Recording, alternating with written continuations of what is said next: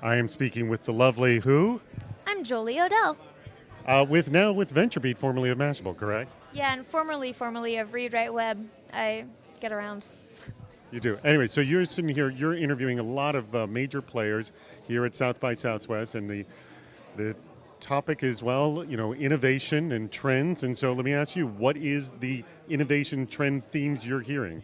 Well, it's so broad, but a lot of people are talking about the maker movement. Working with your hands, getting into hardware, not just ones and zeros. And another huge thing everyone's talking about right now is the not war, but the pull and the tug between the mobile web and native applications. And there's a whole spectrum of hybrid apps. I don't think there's right now, no one that I've talked to is building either one or the other. Everybody's somewhere on that sliding scale in between. So dig into that a little bit. Hybrid applications, explain what you mean.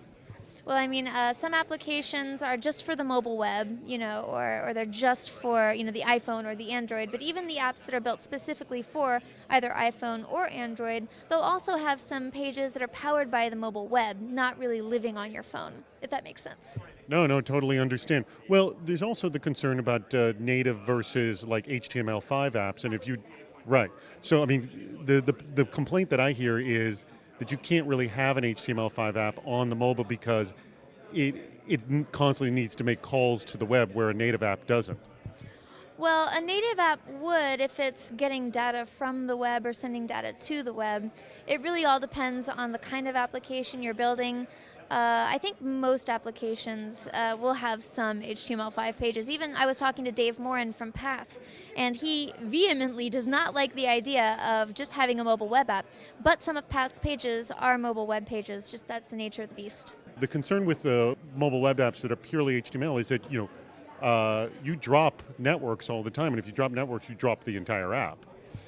I think that could happen, I guess, yes. Most of us don't like being disconnected, those of us who wander around with smartphones at least. So I think you hear a very different argument when you talk to like the folks at Mozilla. They're very big advocates of the open mobile web.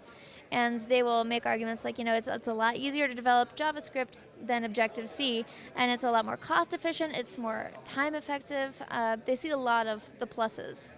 All right, well, let's jump into what you've been most impressed by, and we're now, I guess, day 3 of Interactive.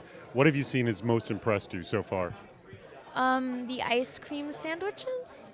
I don't know. That's good. You're not talking about ice cream sandwich, the version 4 of Android. Oh, well, that is impressive. You know what? I just landed here last night, and so I think, GE's garages is something that's pretty cool. It's letting people get their hands into hardware, doing prototyping and 3D printing and that kind of thing. And that is very, very interesting to me. That going back to the first thing you said regarding the maker movement as well. And I know that Lego and Google today is having a hackathon specifically for Lego Mindstorms. You know about that? I haven't really gotten much into that, but I wanted to stop by and check it out. Excellent, Jolie. Thank you as always. Thank you, sir. Take care.